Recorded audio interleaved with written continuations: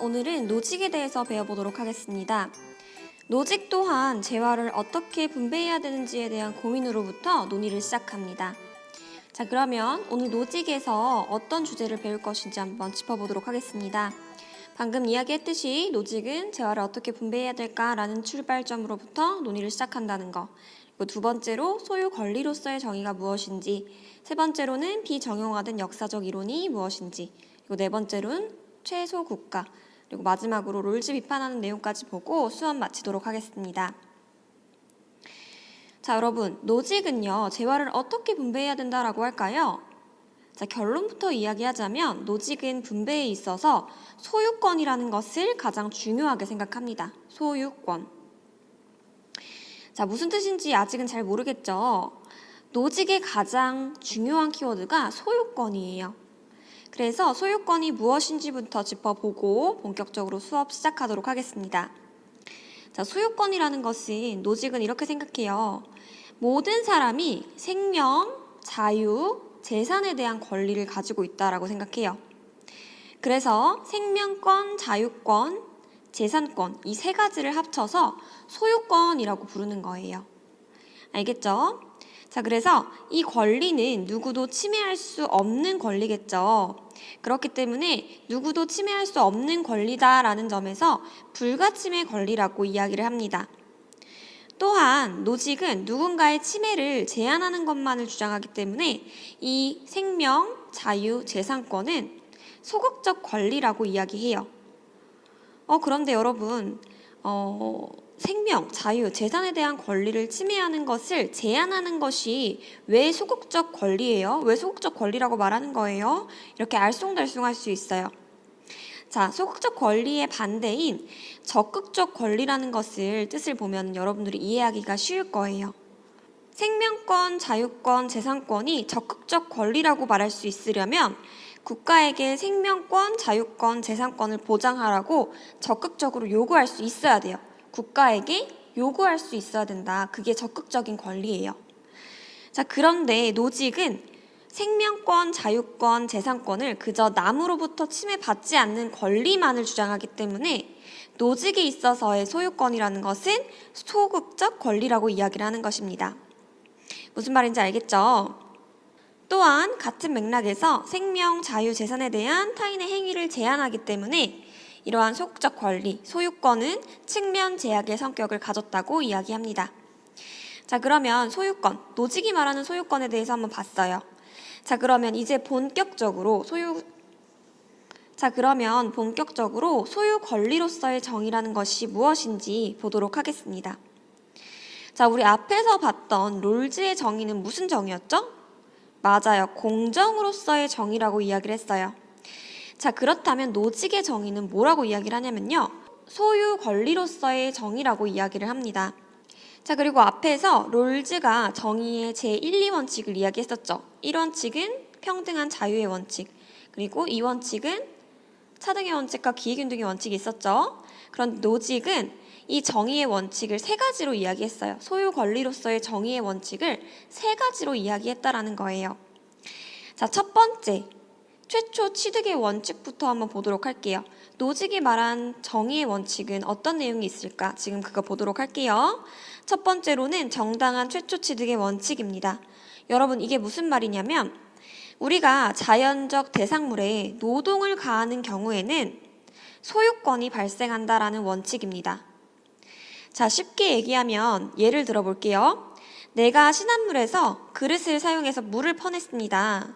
자, 그러면 그 물은 이제 누구게 되는 거죠? 맞아요. 이제 그것이 내 물이 되는 거예요. 하지만 조건이 있어요. 내가 물을 너무 많이 퍼내서 다른 사람들이 가져갈 물이 없으면 안 된다는 거예요. 즉, 나의 소유로 인해서 타인의 상황이 악화되면 안 된다라는 것입니다. 이것이 정당한 최초 취득의 원칙입니다.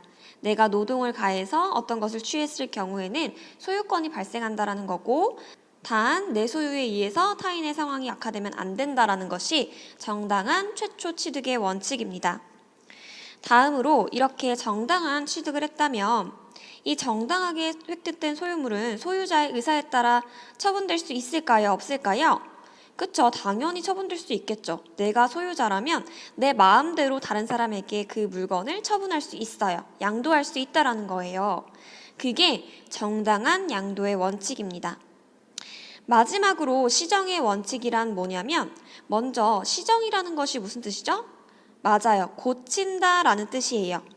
즉, 만약에 정당하게 취득이 되지 않았거나 정당하게 양도가 되지 않았다면 그 상황에서 부정의가 개입되지 않았을 경우 나타났을 정당한 소유 상황으로 현재의 소유 상황을 고쳐야 한다. 즉, 교정해야 한다라는 것이 시정의 원칙입니다. 누군가 정당한 최초 취득을 하지 않거나 누군가 정당하게 양도를 하지 않았다면 그것을 시정해야 된다는 원칙이 시정의 원칙이라는 것입니다. 이 세 가지 원칙을 노직의 소유 권리로서의 정의의 원칙이라고 부르는 것입니다. 알겠죠? 그래서 이 노직의 이론을 비정형화된 역사적 이론이라고 불러요. 또 무슨 말인지 모르겠죠? 하나하나 풀어서 볼게요. 자, 역사적 이론이라는 것부터 먼저 뜻을 보도록 할게요. 자, 역사적 이론이라는 것은 재산을 소유하게 되는 과정과 방식에 초점을 둔다는 뜻이에요. 우리 방금 위에서 봤듯이 노직은 자연적 대상물에 노동을 가하는 경우에는 그때부터 내 것이라고 말할 수 있다고 했죠. 즉, 소유하게 되는 과정과 방식에 문제가 없었다면 소유자가 된다라는 것입니다. 그러니까 노직은 역사적으로 보았을 때 취득에 문제가 없었다면 정당한 소유라고 본 것이죠. 그래서 역사적 이론이라는 말을 쓴 거예요.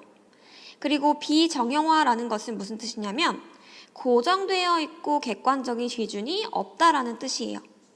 자, 이게 무슨 말이냐면 분배를 할 때 누가 얼마 받고가 딱 정해져 있다는 게 아니라는 거예요. 회사원은 꼭 100만 원을 받아야 되고 강사는 꼭 200만 원을 받아야 되고 이런 식으로 꼭 고정된 기준이 없다라는 것이 비정형화라는 뜻입니다. 그러니까 한마디로 얘기하면 노직은 소유에 있어서 소유하는 과정이 정당하고 양도하는 과정에 문제가 없었다면 정당하다라고 보기 때문에 비정형화된 역사적 이론이라고 하는 것입니다. 자, 다음 주제로는 최소국가에 관한 것을 보도록 하겠습니다. 노직은 국가가 자연스럽게 생겨났다고 보아요. 사람들끼리 서로 계약을 맺어서 국가를 만들자 이게 아니라 소유권을 지키려는 노력 속에서 아주 자연스럽게 국가가 만들어졌다고 생각해요. 또 이렇게 만들어진 국가가 어떤 역할을 수행하냐면 생명, 재산, 자유에 대한 권리, 소유권을 지키는 활동만 해야 된다라고 생각을 합니다. 당연한 거겠죠. 국가가 생겨난 이유가 소유권을 지키려는 노력 속에서 등장한 것이기 때문에 당연히 국가의 역할도 생명, 재산, 소유를 지키는 역할만 하겠죠. 그리고 생명, 재산, 그리고 소유를 지키려면 국가에서 돈이 필요하겠죠. 그래서 이 소유권을 지키는 데 필요한 세금을 걷어야 된다고 생각합니다. 근데 여기서 주의해야 될 점이 있어요. 복지국가와 같은 재분배적 성격의 세금은 반대해요. 앞에서 롤즈는 차등의 원칙을 통한 재분배를 이야기했었죠. 그런데 노직은 이것과는 다르게 이러한 재분배적 성격의 세금을 걷는 것에 반대한다라는 거예요. 노직의 롤즈 비판 부분 보도록 하겠습니다. 크게 세 가지로 비판할 수 있어요. 첫 번째, 롤즈는 협동을 통해서 사회적 이익이 발생한다고 보죠. 그쵸? 앞에서도 봤어요. 롤즈는 협동을 통해서 사회적 이익이 발생한다고 봐요. 그렇기 때문에 이 이득을 공정하게 분배해야 된다고 생각해요.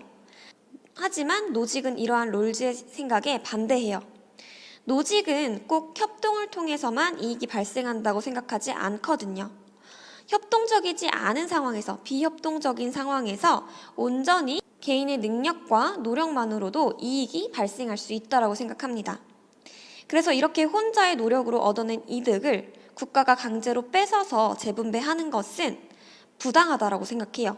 그래서 노직은 비협동적 상황에서 이익이 창출될 수 있기 때문에 롤즈가 말한 재분배적 상황을 비판한다라는 거, 첫 번째 비판점으로 보고 가겠습니다. 그리고 두 번째 롤즈는 차등의 원칙을 이야기하면서 최소 수혜자에게 최대 이익이 되도록 하는 재분배 정책을 허용하자라고 주장을 합니다. 그런데 노직은 자신이 취득한 것을 국가가 빼앗아서 재분배하는 것은 개인의 소유권을 침해하는 것이라고 생각해요. 그러면서 국가가 빼앗아 간 만큼, 재분배한다고 빼앗아 간 만큼 개인에게 노예 노동을 강요하는 것과 같다라고 비판을 합니다. 세 번째로 롤즈의 차등의 원칙은 자산 공유주의의 기초에 있다고 할 수 있습니다.